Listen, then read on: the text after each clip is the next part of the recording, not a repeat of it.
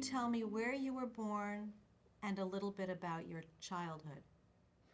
Yes, I was born September 18th, 1926, and I am one of 13 children. My father and mother both are immigrants. My father escaped the Russians were taking all the young men in Poland. They would go to the villages. Apparently, the Russians never used their own men. They used the Czechoslovaks and the Poles, and because it was under the Tsar then. And he was 18 years old, and he escaped to Germany. And well, he heard that the Russian soldiers were in the village at the time, and they just grabbed a young man that were around, and they rounded them up, and they brought to Russia, and so he escaped to Germany and then came to the United States. It was before World War I. It was in 1911, 1912, and then he met my mother here. My mother came, but back in those days, the custom was for the father to come from the old country, from Poland or anywhere in Europe, like in Ireland and so on. The father would come first and find a place to live, and then he would bring the family, and then the wife would come with the thing. But my mother came with her younger brother and her mother, and they settled in the Douglas, Massachusetts. And then he came to Pittsfield, and she worked in the Taconic mills, the Wyandotte, worsted, and so on. And she was a weaver, and she taught my father how to weave. And that's where they met. And they had 13 children, 7 boys and 6 girls. And I was in the middle. I got it from both sides, of course. And and we grew up during the Depression years. We were very poor. My father brought and back in those days, the mill owners paid them in cash because there was no unions or anything like that. And he would bring it home, and he was so proud. He would open the envelope, and he would point all the dollars over. And of course, the wages were very poor. That my mother worked 40, 50 hours a week, brought home $10 or $15. Those were tough times in the Depression, in the 1930s. So there were 13 of us were born in those years, and I went to school locally with the Peck School up there, which is now, and then the Russell School for 3 years, and then the Pontusic, which is junior high, and then the Pittsfield High School. I graduated in the class of 44, and the Pittsfield High School class of 1944. And of course the war was on, World War II was on. And the minute you were 18, you were subject to the draft. And I went into the service in the 1945. In 1944, I went into service that fall, and served in 45, and I served in the Navy, in Japan and Korea. Now, I want to give this a lot of attention, but I want to back up a little bit. We'll come back to the military because obviously it's important. But I would like to go back and just have a little description of your neighborhood, if you would. The neighborhood? That you grew up in, yeah. The neighborhood was all, these are mostly immigrants. All of the families in that area were either Polish or Russian or Ukrainian. And then the Italian section was down on Dewey Avenue, that whole area where my in-laws now lived. And so they were neighborhoods, and they were all, and of course we all spoke our native languages. I mean, everybody, but among us kids, we spoke English. But to our parents and our grandparents, we spoke, the native language. So I was brought up in a Polish-speaking neighborhood, and of course the church was very strong. You had to go to church, you had to go to communion every Sunday, and all that stuff. I mean, it was, our religion was a very important part. The Catholic Church, the church was very strong then. Could you tell us where the neighborhood was? What was the name of your street? The Holy Family Church. The Holy Family Church. Yes, it's now converted to apartments now. But back in those days, and we had the nuns were teaching us, and the nuns were very good teachers. The nuns were very, and you spoke, you also spoke Polish, but also English, and they taught you the proper English. The nuns were very good teachers. There was a Felician order. I don't know whether they're still in existence now or not, but we call them Felicjanki in Polish, and they taught us, and we had to go after school. We went to public school during the day, and then after school we went to a catechism, and we called it Polish school, and had the nuns teaching us. That was because behind the Holy Family Church there were a series of classrooms there. Was And the you were- Holy Family Church in your neighborhood? So you could Yes, walk to it? no, we had to walk. We walked everywhere. We walked to school, but we didn't have buses in those days. It was in the 30s and the 40s, and so and then so in 1944, when I graduated from high school, and then that fall I went into the service in the Navy. So where did you go first? In the you went into the Navy. Where did you get your training? At Samson Naval Training Station. That was about 6 months or so. It was called boot training back in those days, and that was Samson, New York. And then apparently the Navy needed a medical training, so and I had some scientific background, biology and so on. And so me and several other young men, were 18 years old at that time, and we were sent to Bethesda Naval Hospital, where we got a training to be a medical corpsman. And so in the Navy, when I was overseas, went to Pearl Harbor and then to Japan and Korea, we served as I was on the flagship of the mine squadron. We cleared the mines. So were these mines that were dropped by the Allies? Oh yeah. Well, the biggest there are two kinds of mines. The contact mines with the needles, with the pins sticking out and floating just below the surface of the water. Those are called contact mines, and if the ship hit one of the pins, the projections from the thing, then it blow up the ship. But when the Japanese surrendered, right after, because I got to the end of the war ended in 45, and I just arrived in the Pacific then, and I was part of a medical team, and then we were assigned to a ship to certain minesweepers, and I was on one of those for a while, and then there was I was transferred to one of the other ships, the USS Barbican, auxiliary craft minecraft. And we were there for several months clearing the harbors. But the biggest problem was the magnetic mines. Those are the mines that floated to the bottom. They were dropped by parachute, but they were very powerful magnets.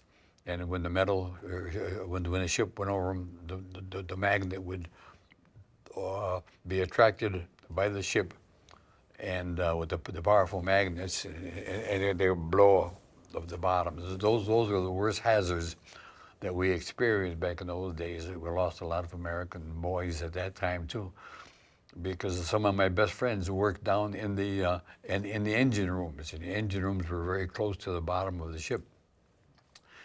And so on your ship, you were also in danger, obviously, as you're sweeping the mines. All the time. We had some very unhappy experiences because we didn't know where they were, because the Americans dropped thousands of them. They were dropped by parachute, and they sunk to the bottom.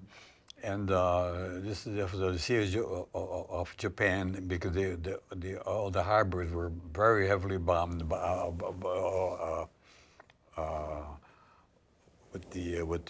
with the magnetic mine. They were dropped by parachute. The American Air Force dropped thousands of these all over the Japanese and the Korean harbors. Now, what was your role on the ship? what did you do? Oh yes, on the ship I was a hospital corpsman, and each of the ship had what was called a sick bay, and the sick bay was a kind of a separate area of the on board the ship, and there was a beds in there for people that were either injured or sick, or everybody. So because it had the usual, but of course most of the Navy people that were young, and most of them were very healthy, but a lot of them had accidents and so on, and we had to take care of those. So I was in charge of the sick bay on the USS Barbican. And then later I was transferred to another ship that was where they were the captain of the mine squadron. We had 40 or 50 minesweepers under us, and I was on the flagship. And we had the doctor there. But if anybody got really sick, we used to send them to the hospital ship that was also in the area. But we took care of our own people on board the ship, Unless it was and that was a really great experience. And we had to give a lot of penicillin, all kinds of medications, and we were equipped, it was all first aid kind of stuff. Yeah. And that was my duty for a year or so. For a year or so, and then Yeah. when you finished that, you came back to. Oh yes, yes. I was the GI, and don't forget, I was one of 11 million veterans. When the World War II ended, I was one of 11 million veterans. And so, what does the government do for 11 million young men, released in the country without jobs and without any? They had some military training, of course, but and the mills and everything were shutting down, and so I was a beneficiary of the GI Bill, which was education. The GI Bill, it was called the GI Bill of Rights, and a big portion of it was to send people to college, and I was one of in many of my classes I first went to Samson. Champlain College. Champlain was in Plattsburgh, New York, and that was a 2-year college. It was a converted military base, and my uncle was one of my uncles who lived in Plattsburgh at the time. He was stationed there, and that military base was converted to a college, to a community college. So I spent 2 years at Champlain College, which was a branch of the University of New York. And there, I spent 2 years there, and then I went to George Washington University, and all under the GI Bill. They paid $75 a month to live on, and they paid for your books and your tuition. That was the GI Bill. But that was enough, because my family, I come from 13 children. My father couldn't, they brought him $40, $50 a week. How could he afford to send? But I was probably the only member of my family that all of my brothers were either in the service, but so when I went to when I went to college, all my bills were paid for, but most of us guys were those 50-60% of the classes were all GIs, were all young men, and so it was pretty hard to find odd jobs to make up, and my family couldn't afford to supplement income, so I had to live on that. Right. I had to live on $75 a month. That wasn't easy. Back then, it wasn't easy. Yeah. So you lived in Washington, D.C.? Yes, and it was wonderful. And of course, George Washington University was not as big as it is today, of course. But back in those days, it was just beginning to. And we lived in a barracks. They converted the barracks in Washington, D.C. They converted. I think it was a Navy barracks, if I'm not mistaken. And we had 8 men to a room. All veterans. They converted it into a dormitory, part of George Washington University, and of course I was very active on campus because I played the violin and I played in the orchestra. We put on a lot of Gilbert and Sullivan. We had a wonderful music department. At Champlain too, we had a wonderful orchestra at Champlain College, and I played there, and I also sang in the choir and in the Glee Club, barbershop quartets and all that stuff. And we had at GW, I was the editor of the newspaper. The newspaper at George Washington University is called The Hatchet. Because remember, George Washington, he chopped down the cherry tree, and he wouldn't tell a lie, of course. And so the name of the hat, and of course, with that newspaper, I was the editor at the time. I was very active in the newspaper, and we had a press pass. It was the Greater Washington Press Association, and with that press pass, you could get to the White House and to the Capitol, Capitol buildings in Washington, and of course I didn't have a car then. You rode everywhere by subway and transportation system. So I was very active. Went to the White House a number of times. Harry Truman was the president then. Excuse me. And Yeah, so what did you study while you were there? at George Washington University, I was very interested in foreign affairs. I thought I wanted to get into the Foreign Service, and I wanted to either be in the United Nations or work for the UN or for the into the U.S. Into the State Department. And so I got into the very heavy foreign, but then I got into education. I fell in love with education, and that's what I graduated with a degree in education. And I came back to Pittsfield after I graduated, and I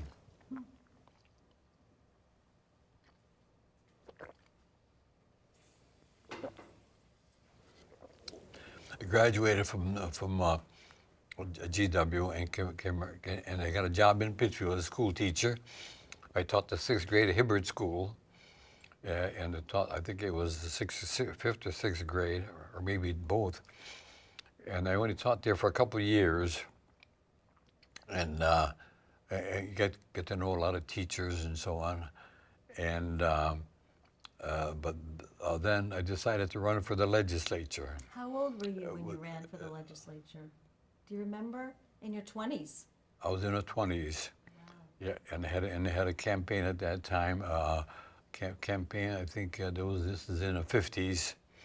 Yeah, it was about in the early 50s. In the legislature, I was a big advocate of education, trying to improve the public education system. And the education in Massachusetts at that time was under the direction of a board of education. And the board of education had the authority to work with advancing higher education, but the University of Mass had a very strong advocacy group. And so even though the Board of Education had the authority to establish community colleges, they had it for years, but then never. I think it was some politics there because the board was dominated by teachers, and I think the teachers are very much interested in pay. You know, they always are underpaid, and they're underpaid, and so I think they never were interested. The board was never really dominated by teachers, of course. Politically, they were very active politically, and I was part of that. I was a teacher. I was very active, a very strong advocate of higher salaries. So even though they had some enabling legislation or something that said they could. Oh yes, it was in the legislation. It was the law, part of the law. But They were supposed to do that, but they did not. It was not a priority for the teachers. So you saw it as a need. You saw the community college. Yeah. So I saw what the political situation was, and then decided that we better have a study of this. And the Willis Harrington report. If you look in the books, you'll see that I was the chairman of that commission, and so as always, we better if we're gonna do any work in higher education, we better split off the public education system, which is of course important, but to have the higher education be a separate board that's responsible for higher education. And at that time, we studied what the higher education system was in other states. And we found out that California had 69 community colleges, and they're free tuition. I said, well, should that be a model for us? But in the political situation in Massachusetts was the Republicans ran the Senate at the time, and I was the House Chairman of Education, and they had a senator. He and I became a friend. He was from the Cape, and he was a retired. He was an aristocratic New England, old Yankee family, and but he wanted to devote to public service, and he and I got to be very friendly, and he wanted a college for the. He was from the Cape. He wanted a college. He wanted a big community college for the Cape, and I wanted a community college for the Berkshires. So we put our heads together, and he says, Tom, if you get that bill through the House, I'll get it through the Senate, because he was a big wheel in the Senate at the time, that the Republicans ran the Senate. And I think he was on Senate Ways and Means, which is very powerful then. And, I mean, in those years, we poured millions of dollars into the university. We built the university. So, I mean, we did not build community colleges at the expense of the university, but this is kind of, it advanced the whole cause. So you built up the system in general. Of higher education. Yeah, yeah. And at the time, UMass was probably sort of still the land-grant college and all that you made it bigger. Yes, and we didn't have any community college. There was, I think, a community college started, a junior college they call them, in Westfield, I think, started with a very active, very aggressive a group of people in Westfield started that. Was that a private school? No, it was I think it was part of the public system, and they started. And then we had one in Quincy, also a very active group trying to get a community.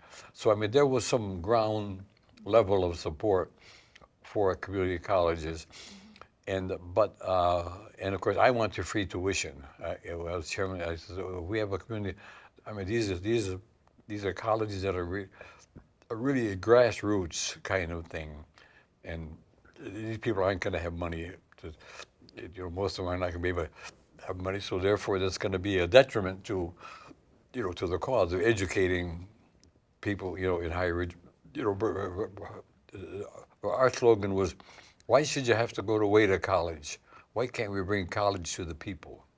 That was our slogan. That's lovely. Yeah, that was our slogan, bring colleges to the people. And of course, the way you do that is you have a free tuition if you're going to bring colleges to the people, so on. But did the free tuition thing, that didn't happen? But my Senate chairman, the Senate chairman says, Tom, he says, if that free tuition provision is in the legislation, he says, I don't think it'll pass the Senate, because that requires a lot of money, and we were pouring money into the university at the time anyway. And of course, the university had a very strong lobbying group in Boston, and they thought this money should go to the university and not to a new system of community colleges. So we had to give up that free tuition provision in the bill, and that's why we have tuition. You got to pay your tuition if you want to go on a community. But anyway, the colleges were brought to the people. And that was our idea. We now have 15 of those, as you know. So the beginning. When did you were part of the very beginning of this? Yeah. We had a little political deal. If I get a college for Pittsfield, he'll get a college for the Cape, right. And that's how But the important thing was to separate the responsibility for establishing community colleges was to have a separate board of higher education. And that's how the Board of Higher Education got established. It was a political deal. Now, who was governor then? Was it Foster for, well, no, back in those were, Chris Herter was the governor. And I remember meeting with Chris Herter. He was the governor of Massachusetts. And very, very fine, an old aristocratic, old Yankee, very distinguished governor, but also interested in education, interested in higher education. and we had a meeting with the governor. He was very friendly and very friendly to the idea of community colleges, you know. So he did not need any convincing. And so the bill, and then when Foster Ferkler came in, he made it one of his, as I say, Foster Ferkler surrounded himself with a lot of academic people like Tom O'Connell, Dartmouth people. You know, So Tom O'Connell was on his, well, on the staff. okay. Well, there were several other people who worked with us, and I got to be very friendly with them, and we worked together because I was interested in education, you know, and I support the teachers. Teachers had a lot of. I always supported minimum salaries for teachers, all that kind of legislation that was good for teachers, and so on. So I mean, so they could not see me as somebody trying to push them aside to push higher education. Right. So we were all working together for education, to bring education to the people, bring higher education to the people. So And meanwhile, that was our rallying cry. I love the slogan. It makes a lot of sense. Yeah. Yeah. Yeah, So, that was our. yeah, I think we should use it and think about that for marketing now. Yeah. Yeah. So, so you worked closely with the governors on this. And when Foster Ferkler came in, he made the community colleges one of his main. But it was that academic staff that he had, these college people. So And how did Tom O'Connell become the first president of Berkshire Community College? Well, that was very interesting because he was on the governor's staff then, and I think they just and he was a leader here. Of course, the college was not here. The college was at the old Central High School building on the Common in Pittsfield, and one of my sisters went to school there to get, you know, she was one of the first. One of the first members of our family to go to college. And she went to the building. So was the building empty before the community college moved in? Yeah, yes. The high school was built in the 30s. Okay. It was one of the Depression years. Pittsfield High School was one of the that was one of the big Roosevelt programs to expand education all across the country. And Pittsfield was on the Pittsfield High School was built in the 30s, and that was and so we had if we have a community, and so they abandoned the old Central High, the old high school, and so that's what the first couple of years were the classes. Tom O'Connell worked to get that building, you know, in shape for a college, and he worked there and with the other group of people, and of course I was on House Ways and Means Committee, which is very important.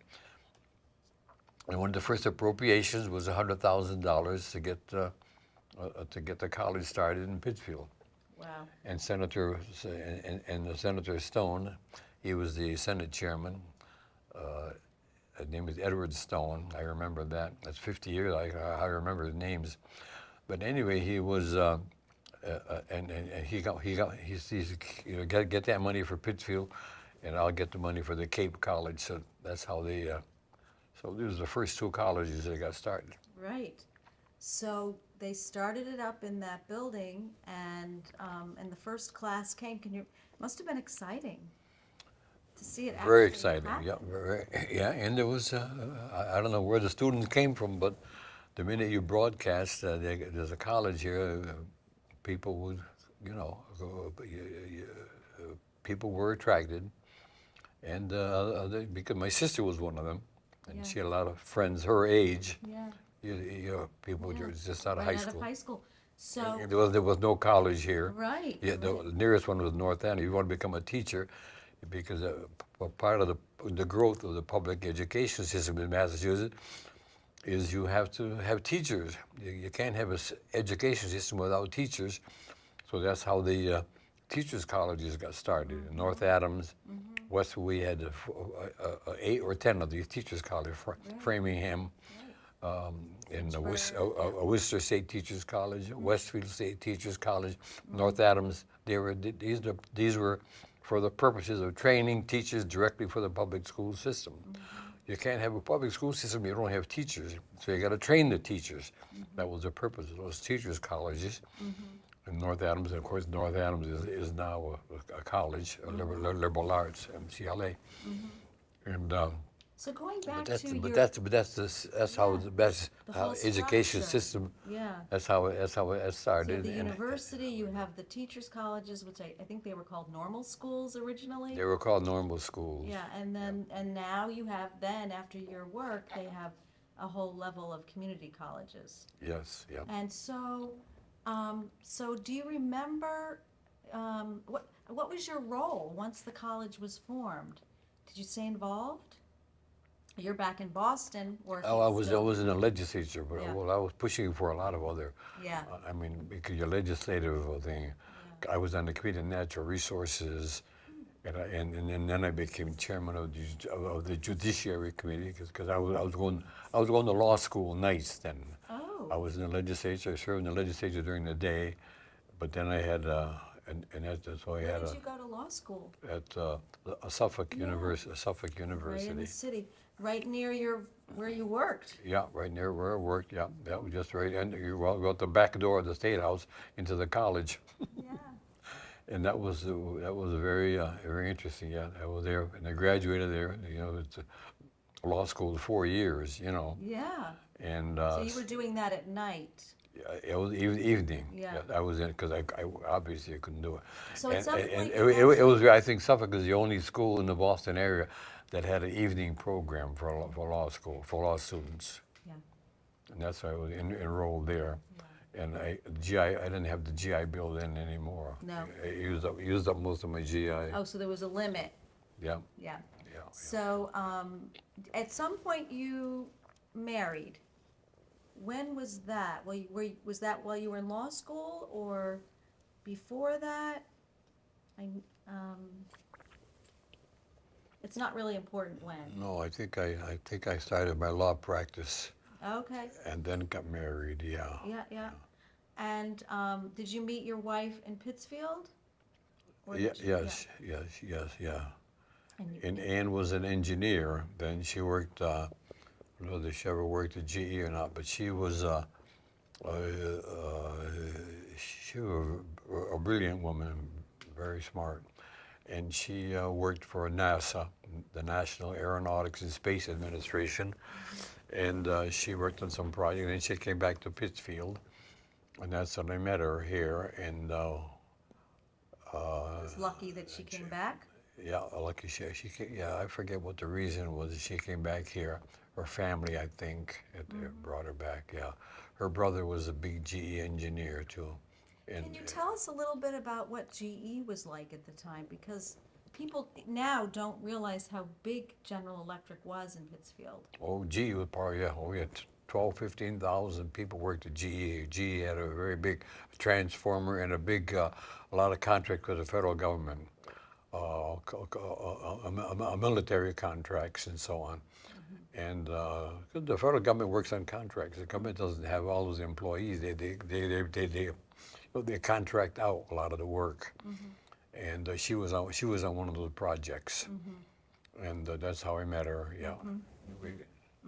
And just as an aside, we know that she also worked here later as a faculty on the engineering department, right? Yes, and then she got a job out here after. Yeah.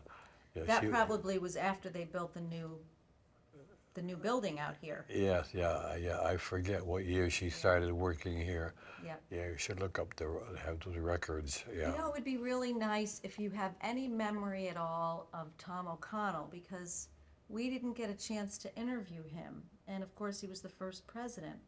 Is there anything you remember about him in particular? Yeah, Tom O'Connell, as I say, was a part of the academic staff of the Foster Ferkelo, and they were in and the community colleges became a real one of his major items in his platform, and we worked very very closely together.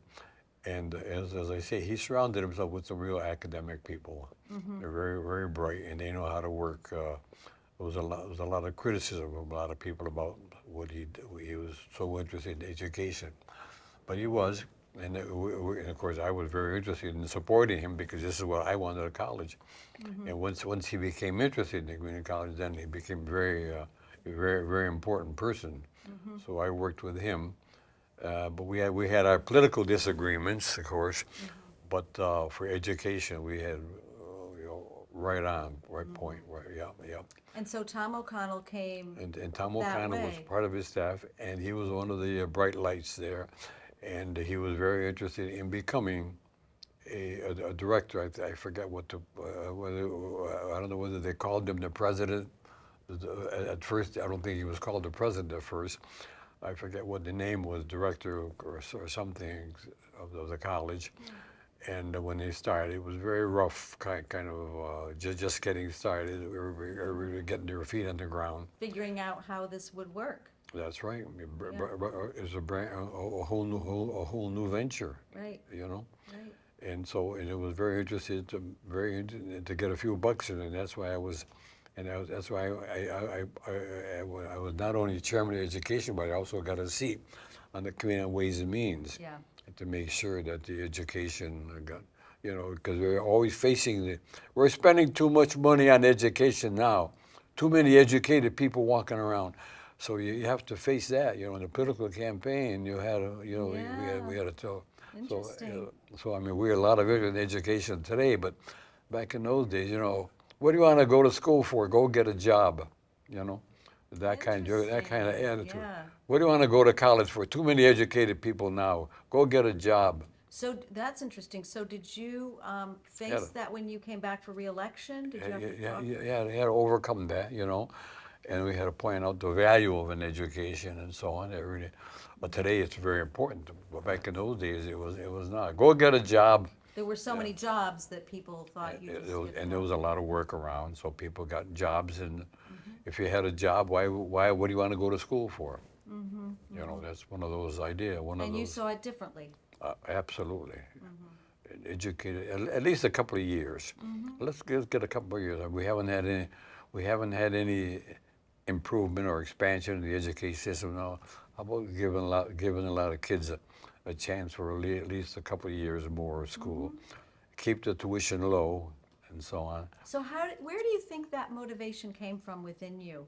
You worked very hard. Because I come from a big family, and my father was a very interesting person. My father was a very pro-education. He says, whatever you have in your head, he would point to his head. Whatever you have in your head, nobody can ever take away from you. Nobody can take that away. They can take your money and your house can burn down, but what you got in your head, nobody will take away from you. So he used to always, over and over. And my father was a very interesting a big pro-education person. Interesting, having been displaced, basically, having had to move. But most of the neighborhood was not education, pro-education. But my father was a different sort.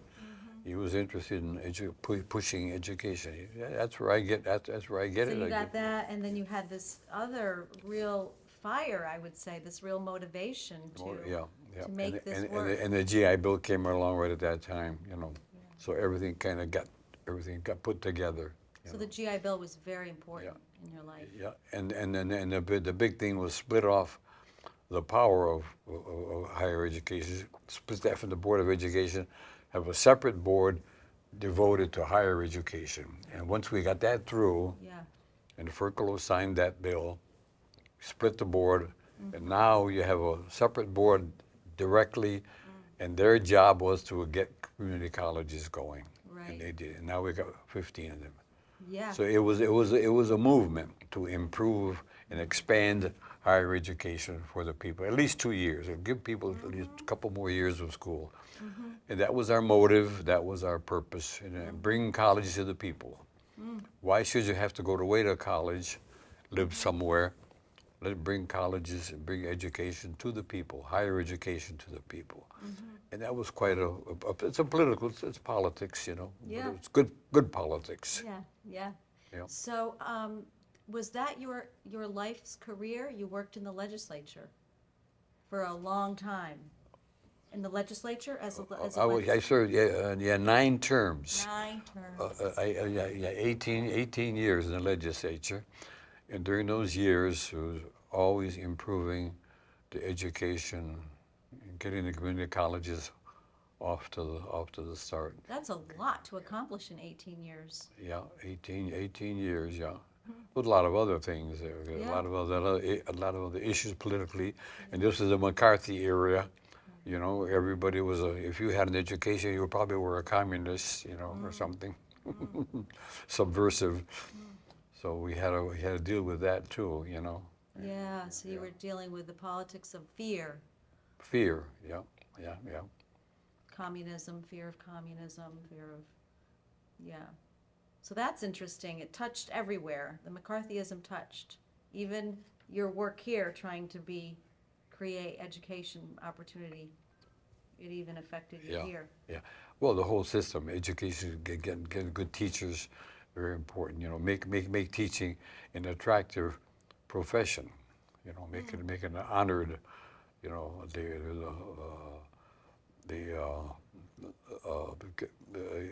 if you got some teachers, and get that imbued in the, you know, among the people, that education is an honored profession that they should be looked up to, and so on.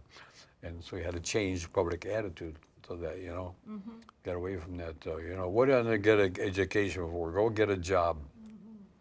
So you have to overcome that, you know, that's tough, yeah. So you have to figure out what to say Yeah, to people. yeah. Like they're saying, And I was a big union supporter, supported the teachers union and also the trade union. GE had a big union problem here all the time. It was not a problem, it was an issue.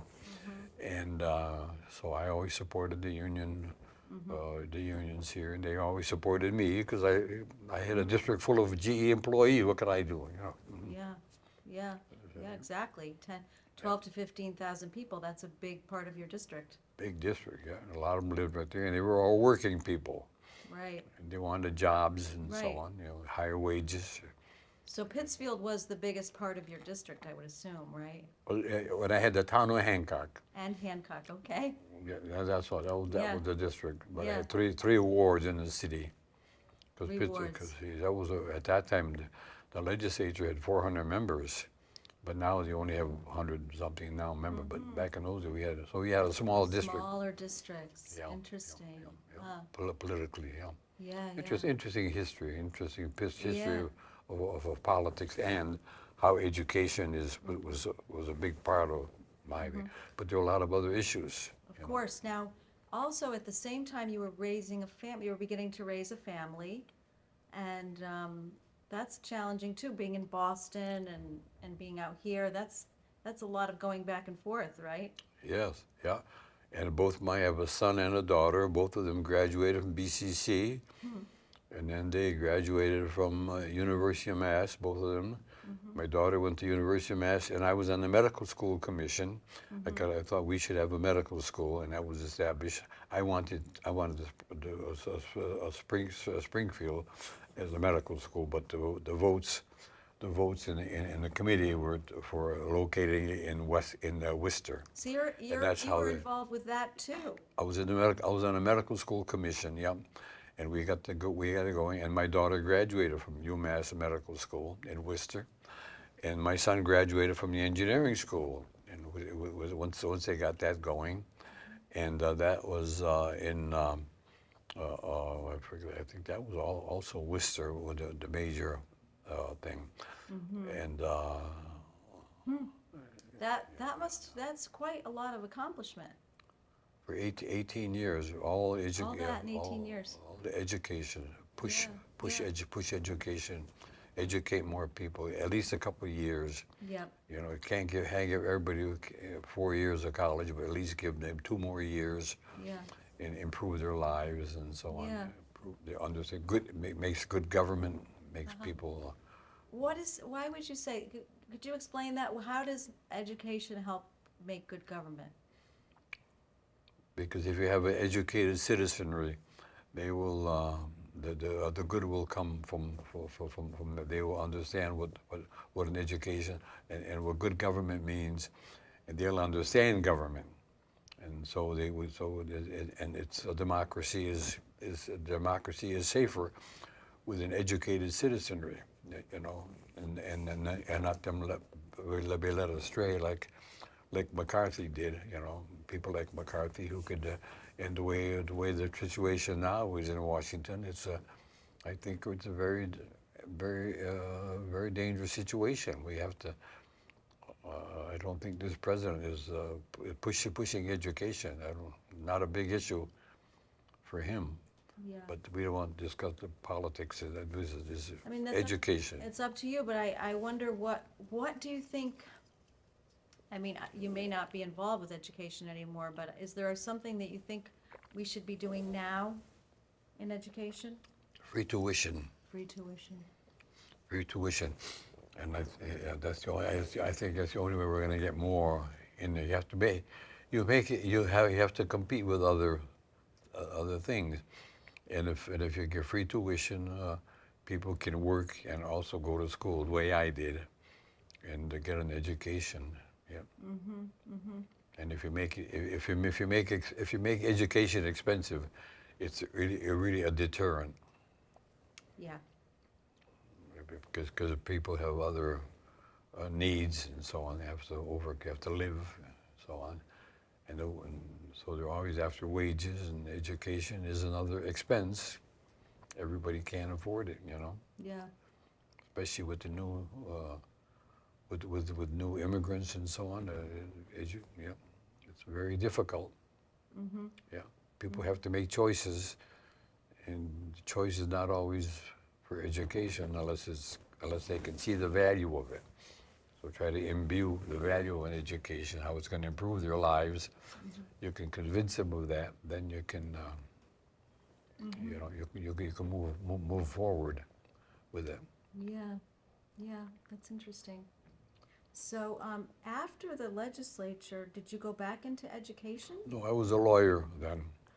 Yeah, I've got a law degree. I was studying nights. I went to the legislature in the day, went to law school nights, and it took me 5 years to go to law school because I couldn't do that. But I did it in those years. Then I came back to Pittsfield, and I lined up with the Nucefaros, and when they became the senator.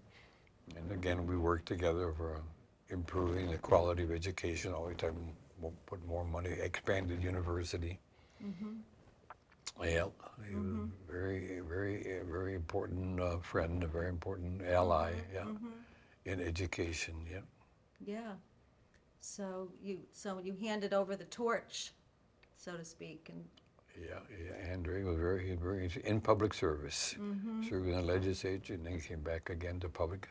You know, he spent many years in public service. Yeah, I enjoyed it. I enjoyed public. You know, dealing with people's lives, people's personal problems, immigration problems, citizenship.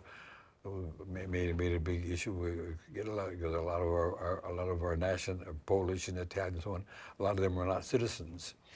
So and a lot of them and they couldn't pass education. A lot of them were ignorant. You know, they were just never went to school. And so I had to get training programs so they could, citizenship programs, to get their citizenship so they could vote, and so on. So all this was part of those years in the 50s. Yeah. right. Wow. It So much was seems going on. seems like 100 years ago, but it's so. No, but it's I know that my paternal grandmother went through one of those programs. So knowing that you were involved in that, that's so interesting. Oh yes, the citizenship was a big issue. Yeah. And to get their papers. Yeah. I helped many of them. We had to get their papers together. You know, the documents were always necessary, stuff like that. And so we had to do that. And I had to help them. I knew all the Naturalizing. offices. So interesting. Wow, what a career you've had.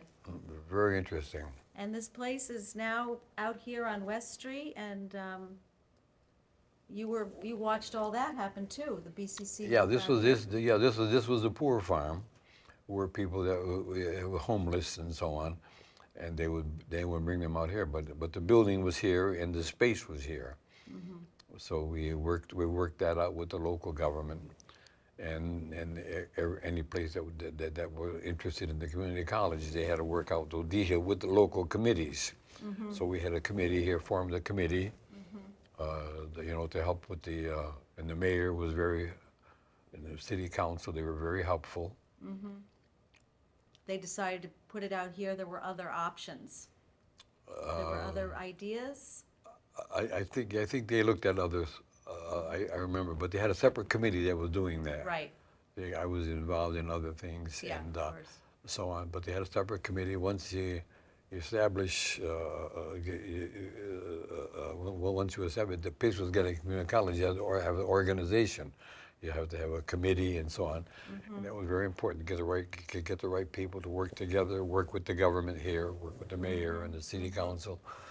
And so it was very important.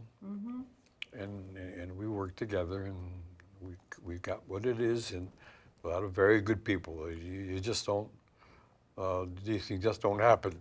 No. It requires a lot of effort, a lot of people working together and for a cause. Yep. Yeah, the reason we wanted to start this project, this oral history project for BCC, was that people don't remember, most people here do not remember these days. They do not remember, the starting of the college and the moving and the building of this campus and all that. Yeah, well, I turned 93 in September, so I've outlived most of them. But also here, because people retire and, people who may have remembered Come and go. may yeah. still be in the community, but the Yeah. people on the campus Yeah, generally like my don't. wife, she passed away. She was a president. She was a professor here for Yeah. a number of years and enjoyed it very much. And my daughter was on the board here, on the board of trustees here. Yeah. Well, your family has certainly contributed a lot to this place. And I just want to make sure we're not missing anything in the conversation. Is there something we forgot to talk about before we finish? I'm trying to remember. Is there anything we want to make sure well, I guess we can always. The early history. We got the early history. Yeah. Yeah, I think we're okay. Okay. I think so, unless there's anything we want to add. And more water. All right.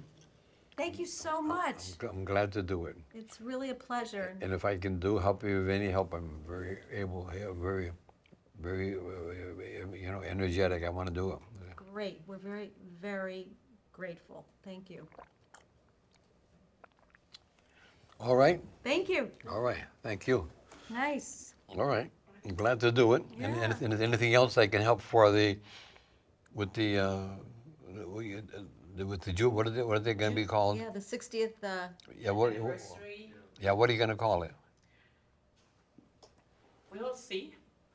We'll talk about this afternoon, 60 years of Berkshire Community College. Or maybe Something like that. I think you have a talent for coming up with these names of Yes. things. If I you have a think suggestion. bringing education to the people is what they should be doing. That's great. Yeah. It's a great slogan. Well, that That's was a great. slogan. That was a very popular slogan. Yeah. And don't forget, those in the 50s had a lot of GIs. All right. World War II. Right. And I became very friendly with a whole group of members in the legislature. Don't forget, probably half of the legislature were GI, were veterans. And we got together and they said, all right, hey, Tom, we're with you. We benefit from the GI Bill. Let's see if we can bring these benefits to the people. And we worked with them, and I got a lot of support among members of the legislature. And we had a senator, on the other side, on the Republican side, and they were very, very supportive. They were very supportive through him. He was a wealthy a retiree who devoted some life to public service. Some of his life was to public service, and he and I got to be very friendly. Here was a poor little kid from Pittsfield. 13, immigrant families, and here he was this aristocratic senator, old Yankee family, and we got our heads together and we did a good job, The importance of Senator Stone. Stone, right, Senator Stone. That the Senate at that time was majority Republican, Right, right? right. Yeah, he said. Absolutely. Why it's important. Yeah. Absolutely, and education was not a priority with them, but he wanted a college for the Cape, and he just happened to. And apparently it was an issue. Apparently, I don't remember what the political situation was on the Cape at the time, but it was he became interested, and he was a very important ally because the Republicans ran the Senate then, and you know, and of course finances are always an issue. You know, taxes. We don't raise taxes and so on. It's always an issue, and to get the people interested in education, you got to spend money. Education costs money, and you have to. So those were the issues we had to face them. And the big issue in the Furclow years was the sales tax. Oh. And it was because the sales tax was new then. And of course, the sales tax is a tax on the people because it taxes people as they buy stuff. Part of the money goes to taxes. It was a big issue. And he was a big sales tax advocate. And most of the Democrats at the time were really not in favor of a sales tax because it was a tax on people. And so on. So it was really a divisive issue, and so a number of us were opposed to the sales tax, and so that became a political thing, which we had to overcome. We didn't don't want to attack the governor with the sales tax, but we opposed it. A whole group of us in the legislature opposed the sales tax, but. Massachusetts does not have a graduated income tax. We were pushing for let's push for the graduated income tax, and there's a lot of money here, but let's, you know, it's the same issue now in Washington D.C. It's the same issue, you know, but we didn't. He had the votes and put the sales tax through, and of course, really looking back, I think it was a mistake. We probably should have, if we're going to help people, they have to pay for it. So how do you do that? That's always the challenge. Yeah, Talking to people about that is difficult. That's right. It's a political issue. You know, you want to tax the people. We want to tax them. We want them to pay. They have to pay for the services. Yeah, I guess we're dealing with that now in the current, with the current campaign. Yeah, it's an issue today still. Yeah. Thank you very much.